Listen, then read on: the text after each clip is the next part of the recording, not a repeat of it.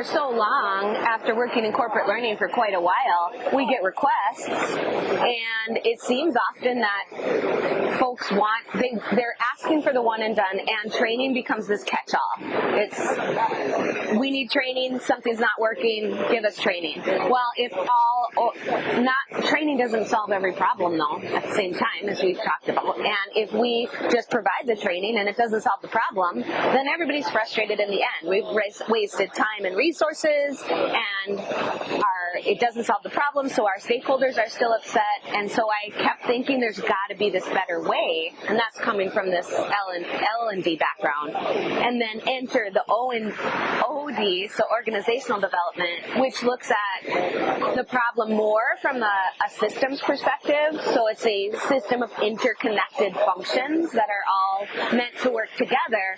And so OD looks at the analysis a little further back and starts with, okay, let's determine what the root cause is, and the root cause is not always going to be solved with training.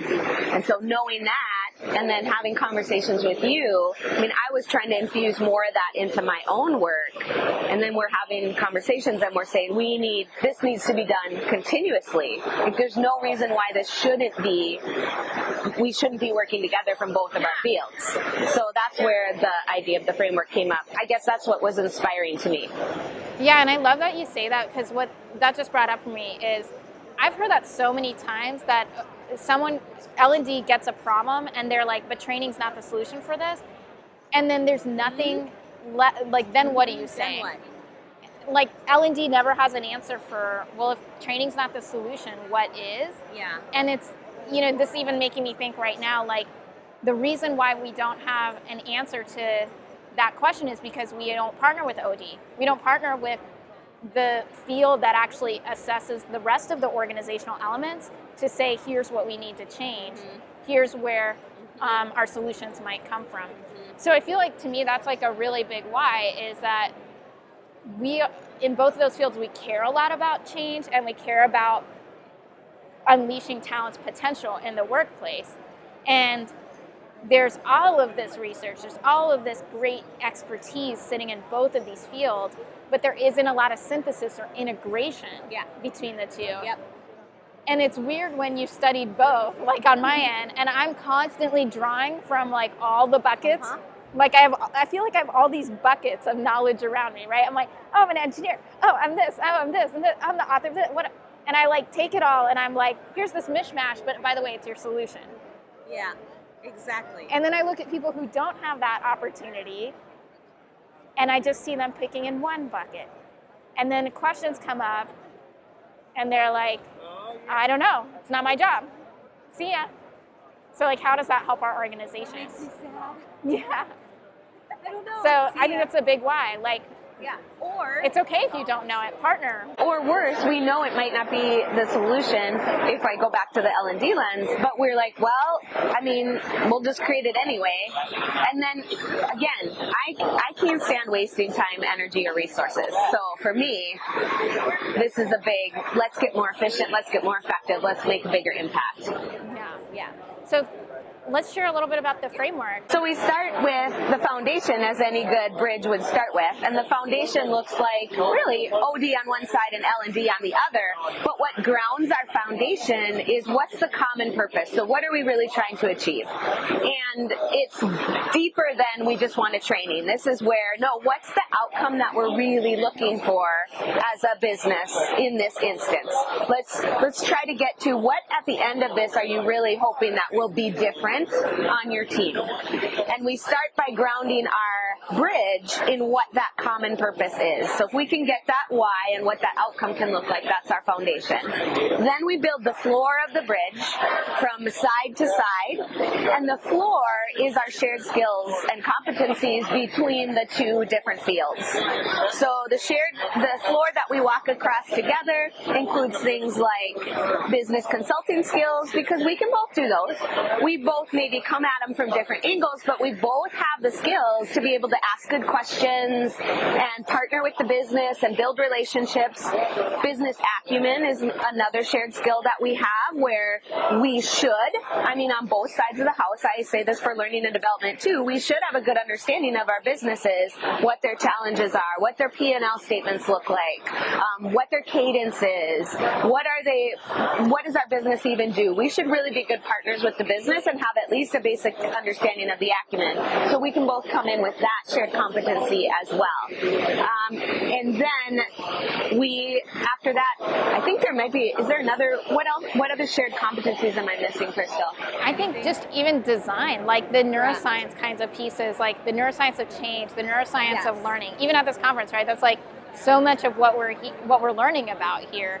And I think a cool thing with the shared competencies is we share those as competencies, but we come at it with our different interpretations and experiences. Yep. And that's true with any collaboration, right? Even working with your different L&D team members, having multiple people looking at the same problem, it just creates so much of a richer solution. And I think that's where like the shared competencies interpreted through your lens as, either an OD, L&D, or an L&OD person, that really starts to help you build that bridge floor when you're approaching a problem. Because if a true collaboration works, at the end you come up with something that you could never have come up with on your own. It's a synthesis of ideas. So it takes all the different perspectives, otherwise we wouldn't need the collaboration. And the outcome then is more powerful and more effective because of all those differences in perspective. Exactly. So we take the shared skills and we work on those together, but coming at them from our different lenses, and then we build the handrails that go along the bridge. And those are what we can lean on either side. Those are the different skills that we would both bring to the table from our respective fields. So from learning and development, it has to do with this deep understanding of learning and how people learn, and how to create change through learning is one of the skills that we bring to the table that we can use both for change initiatives and also to create a learning solution if indeed that's what's needed. And then we have the OD handrail, which I'll let you explain, that we can lean on. Yeah, so the OD handrail, it really goes back to that initial why. If training is not the solution, what is from an organizational standpoint? And that's something that OD can really help diagnose and assess. And then when you're talking about change, and you're talking about not through the learning lens of change, but more around motivations around change, communications and awareness and adoption and buy-in around change. There's a lot in the field about how do you create that momentum for change. So I think it's really important with the handrails to admit that none of us know it all, and there is a time to say, well, hey, I'm not so great at this, but I know you are. Let's loop you in. Let's make sure that that's a perspective we're getting on a project, and vice versa.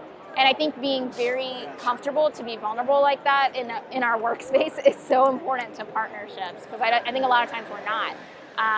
And it's okay, right? It's okay. It's like we work on very complex problems, pretending like these are all simple problems that, oh yeah, a training can come in and solve, or OD can come in and solve with a big diagnosis, right? It's okay, well, you've diagnosed it, but then what? Right? So OD comes with the same question, and at the end there's, well, maybe my learning colleagues can help me figure out the next design part about this.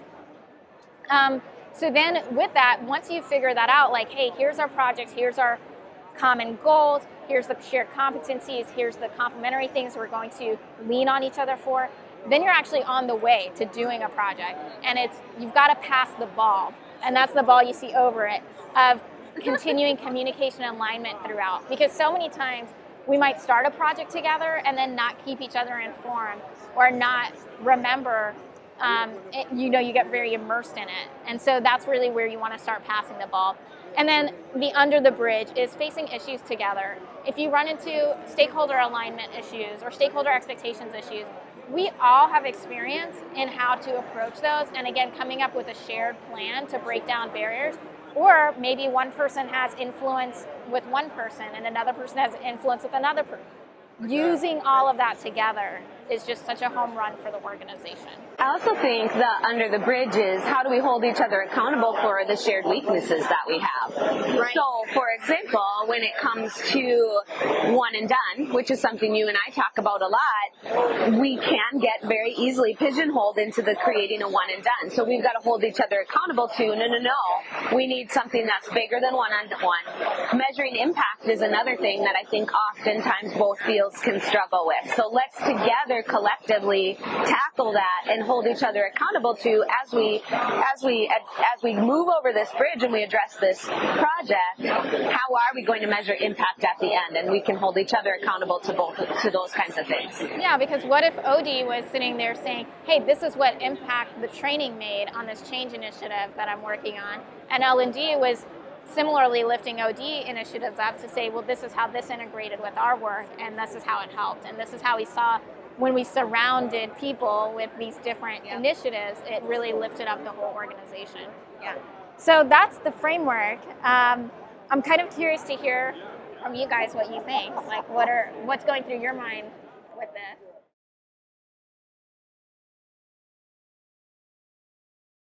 Right, to really show we have a shared goal of change, right? Like, we want to impact the business. This is my function. I have both of these pillars with these complementary skills and these skills that help one another. And here we are. Our goal is to help make business impact. Would be helpful. I can think of even one business leader that I worked with for years and years and had to build a relationship with. And at the very beginning was very much like, I don't understand why you're asking me these questions. And now is somebody who gives me data on a regular basis. This is 5 years later, but why are you asking me these questions? Well, and I think I had to say something at the time because we didn't have this bridge.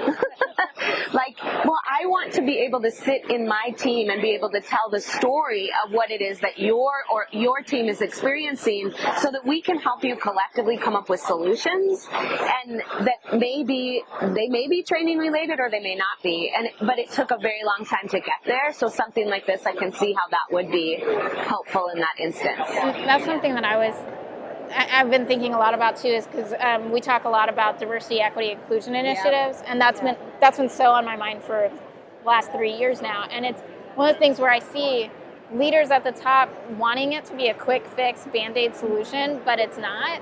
And that's another place where I see this framework really helpful, because I've seen how L&D's tried to approach it with, training people to be more inclusive, which, it's a very big value-based thing. And then I see OD trying to do it through change, and I'm like, really, these two need to work together cohesively.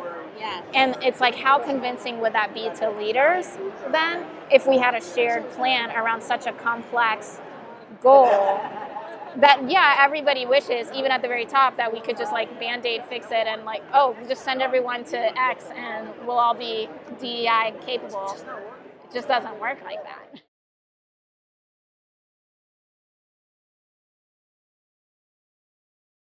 So that's, in a smaller organization, I do think it's more of a mindset than a differences of title or department.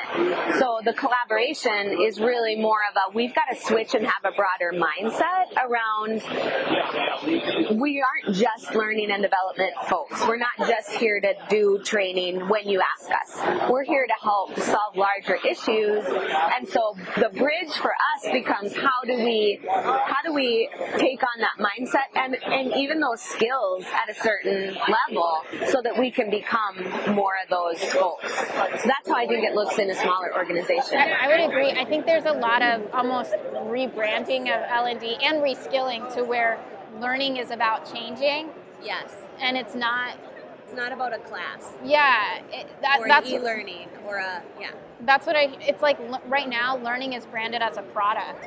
And it's like, being known for a product might make sense for a business, but for an internal capability that's core for your infrastructure to function, you want to be known for the outcome that you deliver, not the product.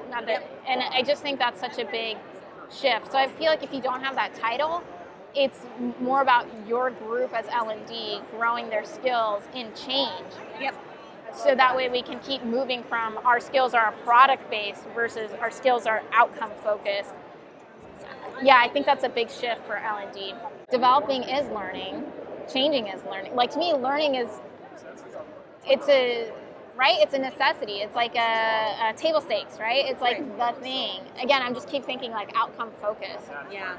What are we driving towards? At the same time, though, there's also how do you meet the organization where they're at? So if we came in and said, nope, we're now the organization and change department, I know our organization would not be ready for that. They'd be like, wait, you do our training. So there's almost an ease into that of a learning, and so I like the development and learning piece because it's still, it's a baby step to get to maybe the larger, eventually, but there's an important component to working within the organizational culture and making it seem and feel accessible to people. Like they get it a little more, I think. So I love that, learning and development as a baby step to the bigger, broader.